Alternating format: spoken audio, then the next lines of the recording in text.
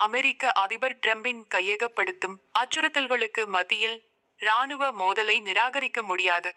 மக்கள் அனைவரும் தயாராக இருக்க வேண்டும் என கிரீன்லாந்து பிரதமர் ஜென்ஸ் ஃபிரெட்ரிக் நீல்சன் தெரிவித்துள்ளார்.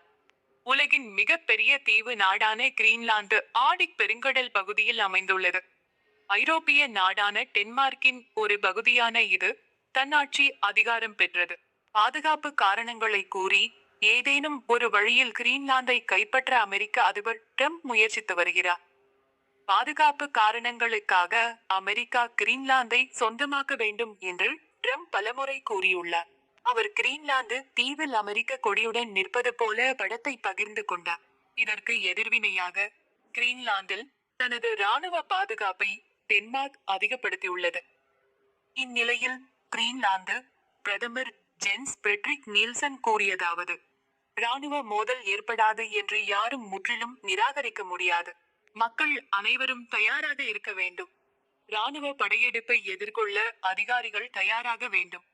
அத்தகைய சூழ்நிலை இன்னும் சாத்தியமில்லை என்றாலும் அன்றாட வாழ்க்கையில் ஏற்படும் எந்தவொரு இடையூறுகளுக்கும் மக்கள் தயாராக இருக்க வேண்டும். முக்கிய உள்ளூர் அதிகாரிகளின் பிரதிநிதிகளை கொண்ட ஒரு பணிக்குழுவை கிரீன்லாந்து அரசு அமைக்கும். குறைந்தது 5 நாட்களுக்கு போதுமான உணவை சேமித்து வைப்பதற்கான ஆலோசனை உட்பட பொதுமக்களுக்கு புதிய வழிகாட்டுதல்கள் வழங்கப்படும். இவ்வாறு அவர் கூறினார்.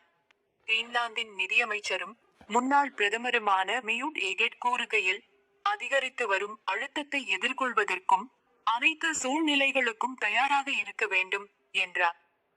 இதற்கிடையில் பிப்ரவரி 1ஆம் தேதி முதல் 8 நேட்டோ நட்பு நாடுகள் மீது புதிய வரிகளை விதிக்கப் போவதாக ட்ரம்ப் அச்சுறுத்தியுள்ளார். இது அமெரிக்காவிற்கும் ஐரோப்பாவிற்கும் இடையிலான பதட்டங்களை அதிகரித்துள்ளது என்பது குறிப்பிடத்தக்கது.